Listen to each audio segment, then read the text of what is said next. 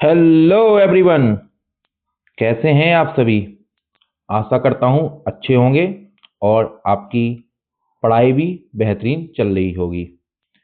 मैंने अपने hand written notes को पीडीएफ में कन्वर्ट कर दिया है, जिससे अब आपको और आसानी हो, क्योंकि उसका प्रिंट आउट थोड़ा ठीक नहीं आ रहा था। इसलिए मैंने इस तरीके से अब पीडीएफ में कन्वर्ट कर दिया है हैंड रिटन को। अब आपका जो प्रिंट आउट होगा वो बहुत अच्छा आएगा। देखिए, जैसे कि हमारे सोर्स होते हैं, जैसा आपको पता है कि जो हम खबरें लेते हैं, जो हम the Hindu, Press Information Bureau, the Indian Express, Down to Earth, the Times of India, All India Radio से लेते हैं। ये जो पीडीएफ क्रिएट किया गया है सेम मेरे हैंड रिटन नोट से ही किया गया है, तो इसमें कोई भी फालतू की चीज़ों को शामिल नहीं किया गया है। सिर्फ वही पॉइंट होंगे जो आपके एग्जाम के लिए महत्वपूर्ण होंगे, और हर एक खबर से जुड़ा हुआ यूपीएससी स्टेट पीसीएस के स्टैंडर्ड का एक एमसीक्यू होगा, जो सीधा आपको एग्जाम हॉल में भी देखने को मिल सकता है। तो आज की पहली खबर क्या है? आज की पहली खबर है, भारत में 98 रामसर स्थल हो गए हैं। अब पहले देखिए, इसमें मैंने एक चीज और अच्छी की है कि जैसे बेसिक भी हर चीज का रखा है। रामसर स्थल क्या होते हैं ये भी मैं आपको बताऊंगा। 2 मिनट।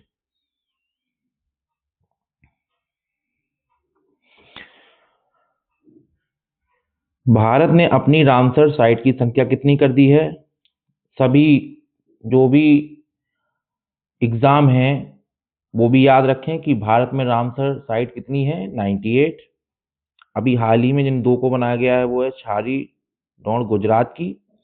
यह कच्छ के बन्नी घास के मैदानों में स्थित एक मौसमी जल निकाय है। ठीक है, जो मैं हाईलाइट कर रहा हूँ, आप भी पीडीएफ निकलवा लीजिएगा या डिजिटल रूप से पढ़ें, तो इसको हाईलाइट करके ही सेव करिएगा। ये क्योंकि मैं जो भी मैं पॉइंट हाईलाइट कर रहा हूँ वो बहुत इंपॉर्टेंट पॉइंट हैं। जैसे बन्नी घास के मैदान किस एक रामसर स्थल में पाए जाते हैं, अगर इस टाइप का क्वेश्चन बना दिया तो आप क्या जवाब दे पाएंगे? मैं कहता हूं किसी भी एग्जाम की बात करता हूं, करंट अफेयर ऐसे ही आता है।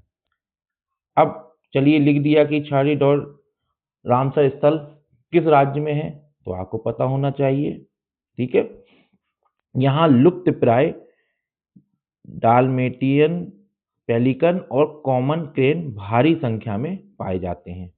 और इन सभी पॉइंट को अगर मिक्सर कर दिया तो ये हो गया यूपीएससी के और स्टेट पीसीएस के स्टैंडर्ड का क्वेश्चन। और दूसरा जो हाल ही में बनाया गया वो रामसर स्थल में लिया गया है, वो है पटना पक्षी अभ्यारण्य। ये कहाँ स्थित है? उत्तर प्रदेश में। उत्तर प्रदेश में कहाँ? एटा जिले में। ठीक है, राज्य का सबसे छोटा अभ्यारण्य है। बहुत इंपॉर्टेंट लाइन है यूपी पीसीएस वालों के लिए और सभी एग्जामों के लिए। यह मध्य एशियाई फ्लाईवे का प्रमुख पड़ाव है। ठीक है, रामसर कन्वेंशन, देखिए मैंने लिखा है ना बेसिक, इसकी स्थापना कब हुई थी? 2 फरवरी 1971 को ईरान के रामसर शहर में हुई थी। ठीक है,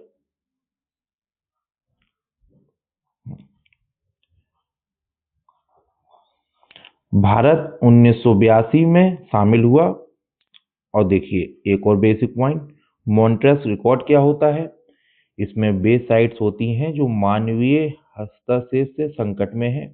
भारत के केवलादेव और लोटक झील इसमें दर्ज हैं।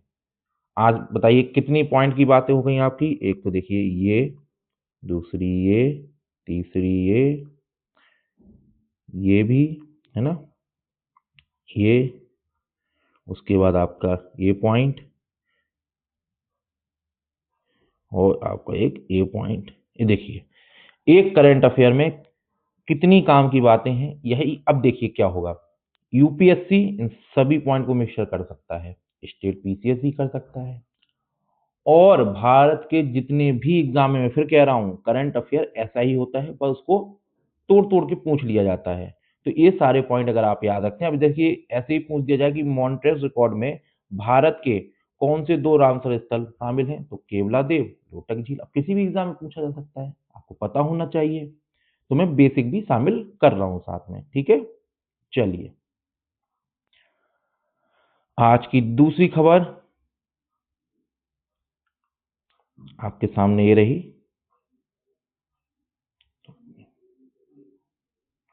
देखिए, ये खबर क्यों इंपॉर्टेंट रही है, पहले मैं आपको बता दूं। हाल ही में दिल्ली हाई कोर्ट ने अमिताभ बच्चन और अनिल कपूर, ठीक है,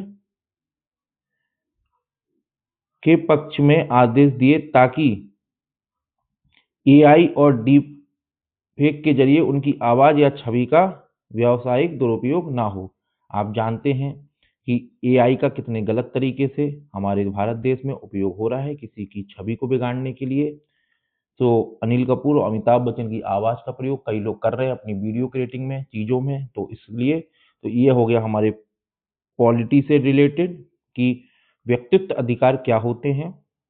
देखिए, इसकी परिभाषा, किसी व्यक्ति को अपने नाम, आवाज, फोटो, व्यक्ति के अन्य पहलुओं पर क्या होता है, कानूनी नियंत्रण होता है। जैसे आपकी आवाज है, आपकी फोटो है, आपका नाम है, तो इस पे आपका एक कानूनी नियंत्रण है, आप केस कर सकते हैं। कानूनी स्थिति, भारत में इसके लिए अलग कानून नहीं है, लेकिन अनुच्छेद 21 निजता का अधिकार अनुच्छेद 19 के तहत अदालतों में सुरक्षा दी जाती है।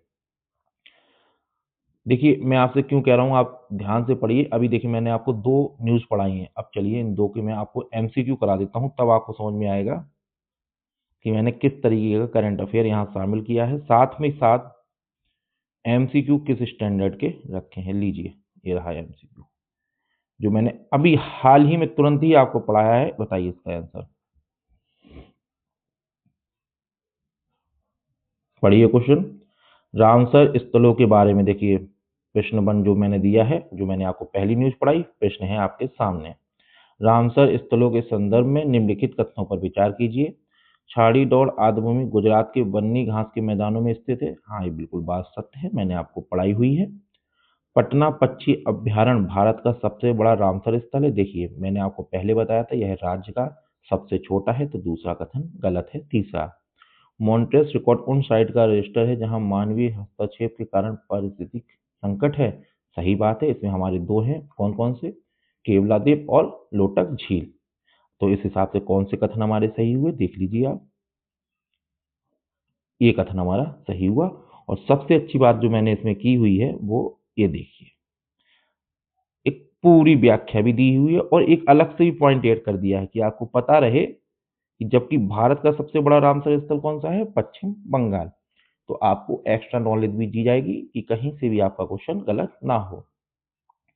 अब हमने अपनी जो दूसरी खबर पढ़ी है, क्यों पढ़ाई थी मैंने, देखिए इस तरीके से क्वेश्चन बना देगा, किसी भी एग्जाम में बना देगा। आप क्या करेंगे, पॉलिटी तो बहुत अच्छे से पढ़ के गए, बताइए। भारत में व्यक्तिगत अधिकार के बारे में कौन सा कथन सही है? इसके लिए संसद ने व्यक्तिगत अधिकार अधिनियम पारित किया है। यह केवल मृत व्यक्तियों के उत्तराधिकारियों को प्राप्त होता है। देखिए, मैंने आपको पढ़ा दिया इसलिए आसान हो गया आपके लिए, है ना। वरना सोचिए कि आपके एग्जाम हॉल में ये क्वेश्चन होता, आप कैसे इसको टैकल करते, है ना। चलिए, इसी तरीके से बहुत अच्छे अच्छे मैंने एमसीक्यू आपको, देखिए, हर एक चीज पे बनाए हुए हैं। चलिए, पहले अपनी पढ़ाई करते हैं, फिर लास्ट में हम सारे एमसीक्यू अच्छे से करेंगे। तो आपको यहाँ पढ़ाई का यही फायदा है कि आप नॉलेज तो लोगे ही लोगे, करंट की भी प्लस बेसिक की भी, और उसके साथ एमसीक्यू कर लोगे।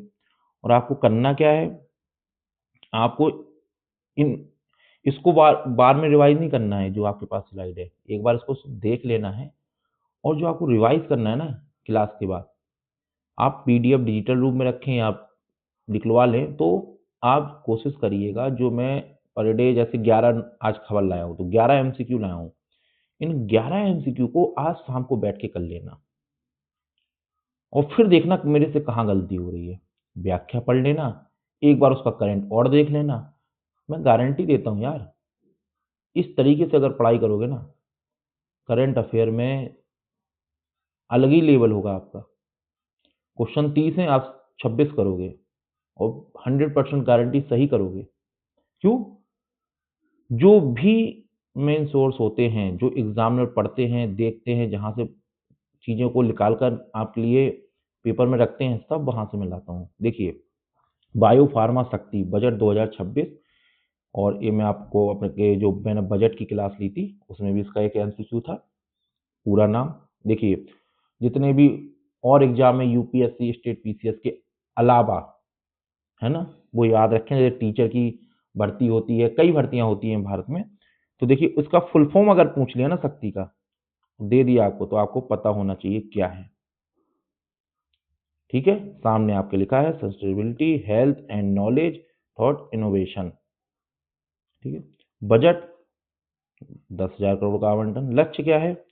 भारत को बायोलॉजिक्स, जीवित कोशिकाओं से बनी दवाओं का वैश्विक हब बनाना। ठीक है, गहराई में अगर पॉइंट और देखते हैं तो जैसे कैंसर है और जैसे डायबिटीज जैसी बीमारियों की महंगी दवाओं का भारत में उत्पादन करना,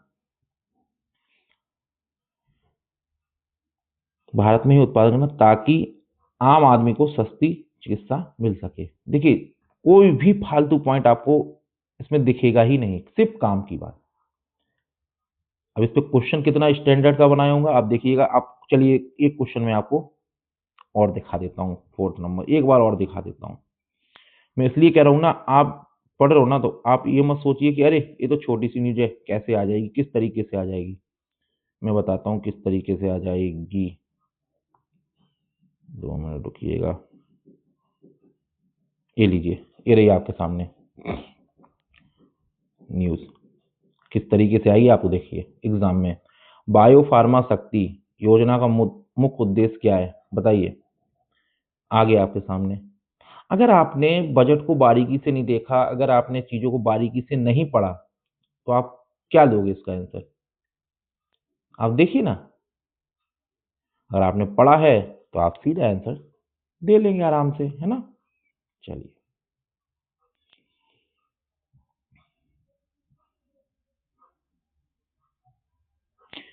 अब एक चीज जो हमारे बजट में थी, कोकिंग कॉल। ये क्या है? एक रणनीतिक खनिज है। इसका उपयोग यह इस्पात, स्टील बनाने के लिए ब्लास्ट फर्नेस में इस्तेमाल होने वाला मुख्य ईंधन है। देखिए ये लाइन यूपीएससी वालों, स्टेट पीसीएस वालों विशेष याद रखिए, है ना। रणनीतिक महत्व क्या है? भारत अपनी जरूरत का 90 से 95% कुकिंग कॉल आयात कहाँ से करता है? ऑस्ट्रेलिया और रूस से करता है। नई नीति क्या है? इसे क्रिटिकल मिनरल घोषित किया गया है ताकि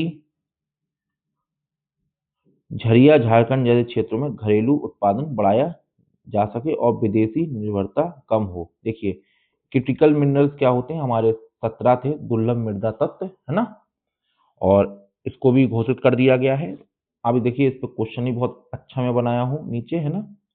आप इसको ध्यान रखिएगा, जब मैं एमसीक्यू कराऊं तो आपको याद होना चाहिए। ठीक है, चलिए। तो ये कोई भी फालतू की चीज नहीं है, टॉपिक है।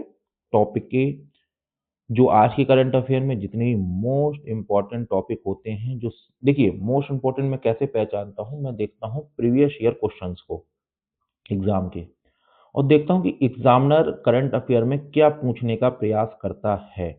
आपका सिलेबस देखा, चीजें देखी, तो समझ जाता हूँ कि न्यूज में कौन सी चीज काम की है, कौन सी चीज काम की नहीं है। तो इस चीज का आप लाभ उठाएं। जैसे देखिए, ये रहा आपके सामने,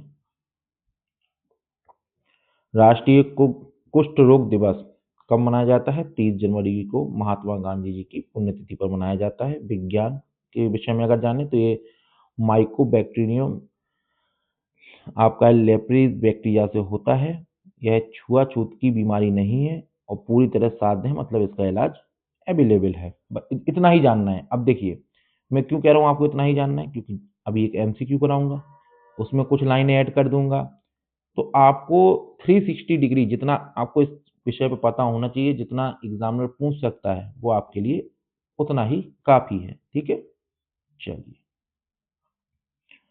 देखिए इसका उपचार, सरकार मल्टी ड्रग थेरेपी प्रदान करती है। लक्ष्य, भारत का लक्ष्य 2027 तक कुष्ठ रोग को प्रसार को शून्य करना। ये सभी यूपीएससी और स्टेट पीसीएस वाले तो याद रखें, और बाकी जितने भी टीचर की वैकेंसी है या जितनी भी वैकेंसी के एग्जाम होते हैं वो याद रखें कि हमें कुछ रोग को कब तक समाप्त करना है।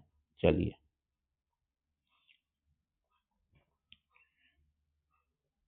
ये है आपके पास आज की छठी खबर। श्री गुरु रविदास महाराज जी, इतिहास से क्वेश्चन। साहित्य में गुरु जी ने कोई व्यक्तिगत पुस्तक नहीं लिखी, इन्होंने कोई भी आज तक पुस्तक नहीं लिखी है। ये बहुत यूपीएससी स्टेट पीसीएस के लिए बहुत इंपॉर्टेंट पॉइंट है ना, याद रखिए, क्योंकि जहां ट्रैप होता है ना वहां यूपीएससी और स्टेट पीसीएस फंसाते हैं आपको, है ना। लेकिन उनके कितने 41 पवित्र पद सिखों के सर्वोच्च ग्रंथ गुरु ग्रंथ साहिब में क्या है, आपके संकलित हैं। ठीक है,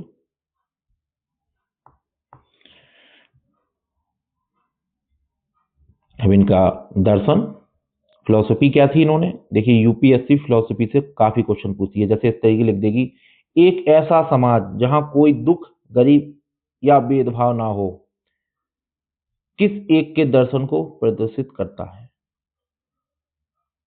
गुरु गोविंद सिंह, गुरु रविदास, गौतम बुद्ध, महावीर। बताइए, आपने इतना इतिहास पढ़ा पर बस करंट की ये लाइन आप छूट गए थे आप कहीं से।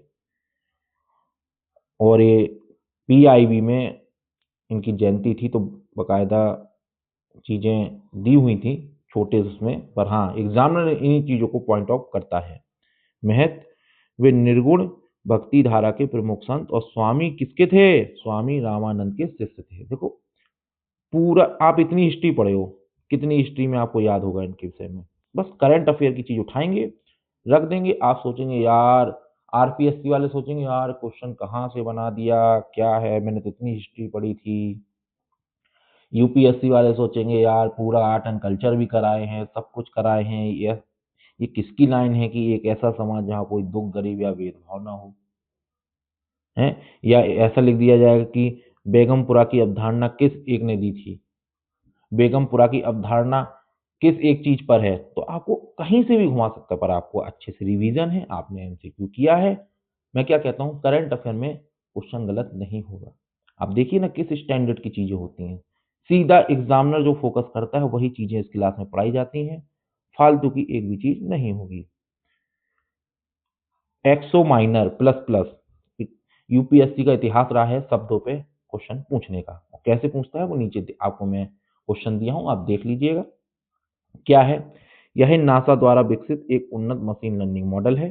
कार्य, यह विशाल डेटा का विश्लेषण करके यह पहचानता है कि कौन से संकेत वास्तव में वह ग्रह से, मतलब हमारे सौर मंडल से बाहर से आ रहे हैं। गहराई, यह डीप लर्निंग का उपयोग करके इंसानों से कहीं अधिक सटीकता के साथ ब्रह्मांड के रहस्यों को सुलझा रहा है।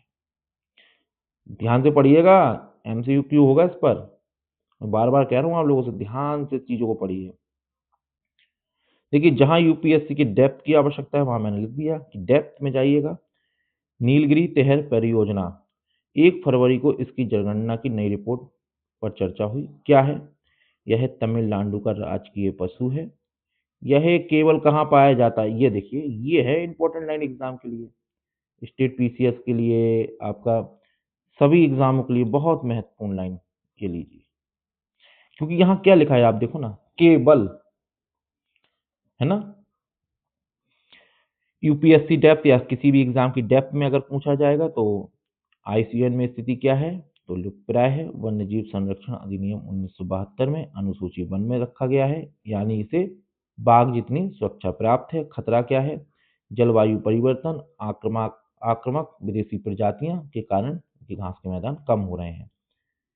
याद रखिए बहुत, क्योंकि इन्वायरमेंट से देखिए मैं हर एक चीज से खबर लेता हूँ, economy, science and technology, polity, environment, history. क्यों? आपको हर जगह का करंट अच्छे से पता होना चाहिए कि आज दिन भर में करंट में हमारा कौन कौन से सब्जेक्ट रिलेट करते हैं सिलेबस के हिसाब से, है ना। चलिए ध्यान से पढ़िए, बहुत अच्छी तरीके से देखिए। एक और आ गया, ये आ गया हमारा इंटरनल सिक्योरिटी का, या कह दीजिए साइंस एंड टेक्नोलॉजी का, है ना। आईएनएस संध्यायक क्या है, डिफेंस टैंक है। देखिए पीआईबी की खबर थी। भारतीय नौसेना ने अपनी सर्वेक्षण क्षमता बढ़ाने के लिए इसे तैनात किया है। विशेषता यह है भारत का पहला सर्वे वेसल लार्ज जहाज है। ये लाइन बहुत इंपॉर्टेंट है। और यूपीएससी स्टेट पीसीएस को छोड़ के जो भी वनडे मतलब जो भी एग्जाम में टीचर की वैकेंसी है, कोई भी रीट वगैरह, तो आप एक चीज याद रखिएगा कि भारत का पहला सर्वे वेसल लार्ज जहाज कौन सा है, तो आईएनएस संधायक। और कहीं ऐसे पूछेगा कि आईएनएस संधायक क्या है, तो आपको पता होना चाहिए भारत का पहला सर्वे वेसल लार्ज जहाज है। काम समुद्र के नीचे का नक्शा तैयार करेगा, नौवहन मार्गों की सुरक्षा और तटीय अनुसंधान करेगा। आईएस पॉइंट इसे पूरी तरह भारत में बनाया गया, मतलब स्वदेशी है।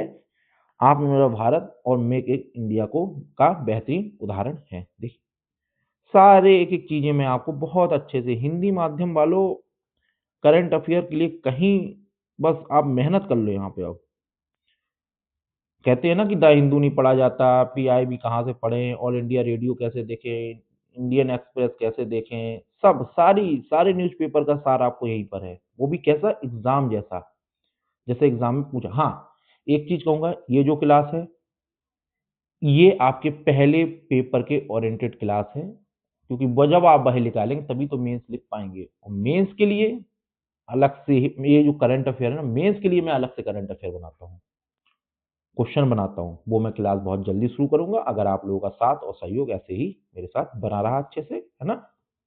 चलिए, और ये जो मैं खबर पढ़ा रहा हूँ ये सारे, देखिए मैं यूपीएससी स्टेट पीसीएस लिए कहता हूँ क्योंकि वरीयता वहां पर रहती है मेरी। बाकी सारे एग्जाम के लिए महत्वपूर्ण खबरें हैं। आप देखेंगे, अगर आपने मुझसे 5 से 6 महीने करंट अफेयर सही से पढ़ लिया और किसी एग्जाम में गए, और अगर वहां 30 क्वेश्चन आ रहे हैं तो मेरे करंट अफेयर से 24 से 25 क्वेश्चन होंगे। तब आप जरूर कमेंट करिएगा क्लास में आकर कि हाँ वास्तव में आपने बात सही बोली थी, क्योंकि मैं चीजें वही लेता हूँ जहाँ एग्जामिनर पॉइंट करता है या जहां से एग्जामिनर पढ़ता है। अच्छा, पेपर कौन बनाता है? आपके यूनिवर्सिटी के जो सब्जेक्ट के हाई प्रोफेसर्स होते हैं उनको लाया जाता है, वो पेपर बनाते हैं। अच्छा, वो पढ़ते क्या होंगे? तो वो ऑथेंटिक चीज पढ़ते होंगे, पर डे पढ़ते होंगे, तो वहीं से तो चीजें उठाते होंगे ना। किसी भी एग्जाम का पेपर बना रहे हैं तो वो ऐसे ही तो बना रहे हैं ना। चलिए, पीएम जनमन मिशन का विस्तार क्या है? बजट 1 फरवरी की समीक्षा बैठकों में इस पर जोर दिया गया। लक्ष्य क्या है? विशेष रूप से कमजोर जनजातीय समूह का विकास। इसके विषय में मैं करंट अफेयर में आएगा तो और डेप्थ में समझाऊंगा। गहराई बहुत ही जल्द आता है, कई बार आता है ना। भूरा समिति किस तरीके से क्या, है ना, सब बताऊंगा। भारत में कितने हैं? देखिए ये छोटे मतलब यूपीएससी स्टेट पीसीएस से नीचे, मतलब जैसे आप जाते हैं तो आपको जैसे कोई भी वैकेंसी मिलती है तो ऐसे पूछते कि भारत में कमजोर जनजातीय समूह की संख्या कितनी है, तो पता होना चाहिए। यह मिशन उन्हें सुरक्षित आवास, साफ पानी, शिक्षा और स्वास्थ्य जैसी सुविधाएं देता है। देखिए इस तरीके से मैं बना रहा हूँ करंट अफेयर, एग्जामिनर का माइंड। यूपीएससी अक्सर पूछता है कि पीवीटीजी किस मंत्रालय के तहत आते हैं, तो आपको पता होना चाहिए किस मंत्रालय के तहत आते हैं। यूपीएससी नहीं, स्टेट पीसीएस और सारे एग्जाम इस तरीके से पूछते हैं कि कमजोर जनजातीय समूह किस एक मंत्रालय के अंतर्गत आते हैं, तो आपको पता होना चाहिए। देखिए मैं आपको हर एक चीज दे रहा हूँ, एग्जामिनर का माइंड कहाँ जाएगा।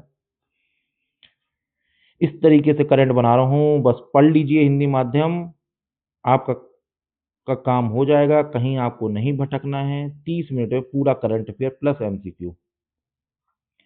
Digital currency, RBI reserve bank of India ने 2 फरवरी को डिजिटल रुपए के ऑफलाइन उपयोग पर नया अपडेट दिया है। क्या है? Central bank digital currency. महत्व क्या है? यह क्रिप्टो करेंसी की तरह है, लेकिन इसे किसका, आरबीआई का समर्थन है, क्रिप्टो करेंसी को नहीं है।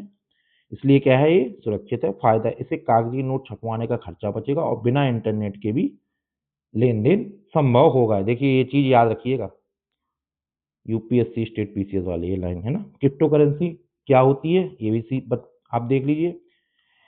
यह एक डिजिटल आभासी वर्चुअल मुद्रा है। इसमें कागजी नोट या सिक्कों की तरह कोई भौतिक अस्तित्व नहीं होता, मतलब आपको कोई कागज का नोट सिक्का नहीं दिखेगा।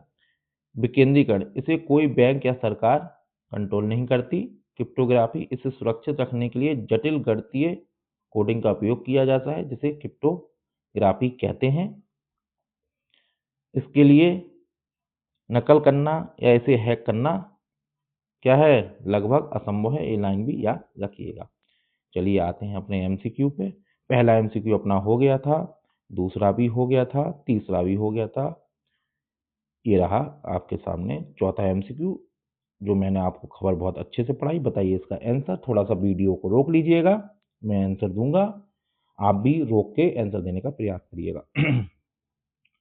कोकिंग कोल के संदर्भ में लिखा तो गए, इसका मुख्य उपयोग रूप से बिजली बनाने के लिए किया जाता है। नहीं, ये बात गलत है, मैंने आपको बताया है। वो इस्पात के लिए किया जाता है, स्टील के लिए। भारत ने अपनी आवश्यकता का अधिकांश हिस्सा ऑस्ट्रेलिया से आयात किया। हाँ, ऑस्ट्रेलिया और रूस से। सरकार ने ऐसे रणनीतिक खनिज घोषित किया। हाँ, ये बात सही है। 2 और 3 जहां है उसको सही मारिए। देखिए आपको व्याख्या दे रखी है, गलत है, क्योंकि बिजली के लिए थर्मल कॉल क्या चाहिए होता है बिजली के लिए। देखिए आपको थर्मल कॉल चाहिए होता है, जबकि कोकिंग कोल का उपयोग लोहा और इस्पात बनाने में होता है। भारत अपनी कमी के कारण इसे आयात करता है। तो व्याख्या भी बहुत अच्छे से दे रखी है, पढ़ लेंगे कहाँ गलती हो रही है, आपकी पढ़ाई में आपको दिख जाएगा। श्री गुरु रविदास जी के बारे में कौन सा कथन असत्य। आप वीडियो रोकिए, आप 1 मिनट लीजिए, 2 मिनट लीजिए, 3 मिनट लीजिए, आराम से इसका आंसर दीजिए। फिर आंसर आप देखिए कि आपने कहाँ गलती की है। उन्होंने बेगमपुरा नामक समाज की परिकल्पना की थी। ये बात सत्य है, पर हमसे पूछा क्या गया है, असत्य। उन्होंने रविदास रामायण नामक महाकाव्य लिखा। नहीं, ये बात बिल्कुल गलत है, और यही हमारा कथन सही है, क्योंकि असत्य पूछा गया था। और मैंने आपको पहले ही लाइन बताई थी कि उन्होंने आज तक कोई भी किताब या महाकाव्य नहीं लिखा है। ठीक है, चलिए।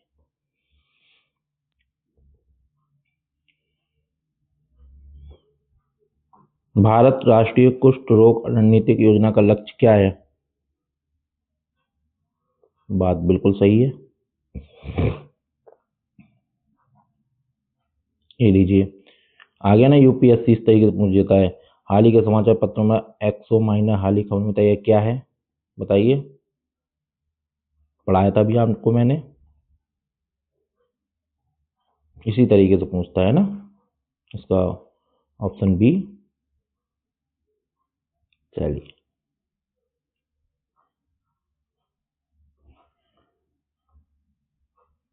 चलिए आपको डी भी अभी दिखा दूंगा। थोड़ा नीचे वो पीडीएफ की सेटिंग से थोड़ा सा हो गया है। नीलगिरी एयर के भीतर एयर तमिलनाडु, हाँ बात सत्य है। ये लीजिए, मैंने क्या कहा था, पश्चिमी घाटों में, इसने ये कथन गलत दे रखा है। तो हमारे 1 और 2 सही है, तो कथन ए बिल्कुल सही है। इस तरीके से एमसीक्यू, देखिए कितना समय लग रहा है एमसीक्यू करने में मुझे। पढ़ाई आप अच्छे से करेंगे, चीजें आपके पॉइंट में हैं, दिमाग में हैं, आप आराम से आंसर देके आगे बढ़ेंगे। देखिए, बताइए, अभी मैंने आपको बताया कितने हैं, 75। किस मंत्रालय के तहत आते हैं, जनजातीय मंत्रालय के तहत आते हैं। याद रखिएगा ये सब चीजें, है ना। देखिए, अभी मैंने आपको अगर एमसीक्यू कराया तो उसके विषय में थोड़ा सा और बता दिया। इसी तरीके से आपको याद होता चली जाएंगी चीजें। कौन सा करंट अफेयर कोई बड़ी चीज है, बस इसको क्या है ना, बड़ा बना दिया गया है आज के समय में। क्योंकि फालतू की चीजें ज्यादा मैं देखता हूँ स्टूडेंट को पढ़ाई जा रही हैं, जो किसी महत्व की नहीं है। 200 250 पेज पढ़ रहे हैं करंट में। अरे इतना भी करंट नहीं पढ़ना भाई, बेसिक को टाइम दीजिए आप। रोज की इंपॉर्टेंट कितनी, 10 या 11 खबर हो सकती है, बस इससे ज्यादा क्या होगा। रोज पढ़ लीजिए मेरे साथ पॉइंट में, एमसीक्यू कर लीजिए, इतना ही करंट पढ़ना है किसी भी एग्जाम के लिए। अपने बेसिक को समय दीजिए अच्छे से, आराम से। और नहीं 1 1 घंटे 2 2 घंटे की वो देखेंगे आप, पूरा एकदम विश्लेषण देखना है हमको। अरे विश्लेषण नहीं पूछने वाला, आप यहाँ से पढ़िए, बेसिक को पढ़िए अच्छे से, आपका करंट का काम यहाँ से हो जाएगा। साथ ही साथ मेंस का जब मैं पढ़ाऊंगा तो मेंस का थोड़ा सा देखते रहिए, है ना। बताइए ब्लॉकचेन क्या है, ये मैंने आपको बताया, है ना। चलिए, ये रहा आपका आज का आखिरी क्वेश्चन। चलिए बताइए इसका आंसर सभी लोग। यह क्वेश्चन आपका, बात बिल्कुल सही है, बात ए भी सही है, बात ए भी सही है, तीनों ही कथन सही है। देखिए, 30 मिनट में आपकी पूरी क्लास ओवर हो चुकी है। आज की जो 11 महत्वपूर्ण खबरें थी जो किसी भी एग्जाम में पूछी जा सकती हैं, उन पे आपने क्वेश्चन भी कर लिए हैं, आपने उनके महत्वपूर्ण पॉइंट भी देख लिए हैं और बहुत ही कम समय में 30 मिनट में मैंने एक काम खत्म कर दिया है। इतना ही करंट पढ़ना है। रोज मेरी क्लास में आइए, इसी तरीके से पढ़िए। आप देखेंगे कि करंट में आपको कोई दिक्कत नहीं होगी। और जिनको अधिक विश्लेषण में पढ़ना है वो मेंस की क्लास में आए। पर वो मुझे पता है कि अगर आप पहला पेपर देने जा रहे हैं प्री का, तो इतना ही महत्वपूर्ण है। ठीक है, तो ज़्यादा एनर्जी क्यों लगाना। जैसे कोई भाई टीचर का एग्जाम देने जा रहा है, बहुत से एग्जाम हैं, तो इतना ही करंट अब बस। क्योंकि आजकल वहां भी आप देखिए, अभी राजस्थान में रीट का पेपर हुआ, तो लोगों ने वो फैक्ट वाले करंट अफेयर पढ़ लिए। और उसने पूछा कैसे, स्टेट पीसीएस के स्टैंडर्ड में क्वेश्चन पूछे। बच्चे घबरा गए। क्यों? क्योंकि देखिए, अब एग्जामिनर भी अपना दायरा बढ़ा रहा है, डिफिकल्ट पेपर बना रहे हैं। तो आप ये मत सोचिए कि अरे हम तो रीट का देने जा रहे हैं, हमको क्या मतलब इस तरीके से पढ़ना है। देखिए इसी तरीके से एमसीक्यू बना देगा, फिर क्या करेंगे आप। इसलिए तैयारी थोड़ी ऊंची रखिए, पेपर किसी का भी दीजिए, है ना। और हमारी वीडियो अगर आपको अच्छी लगती है तो लाइक करिए, शेयर करिए, सब्सक्राइब करिए, है ना। अधिक से अधिक लोगों को पहुंचाइए जिससे उनको मदद मिल सके। धन्यवाद।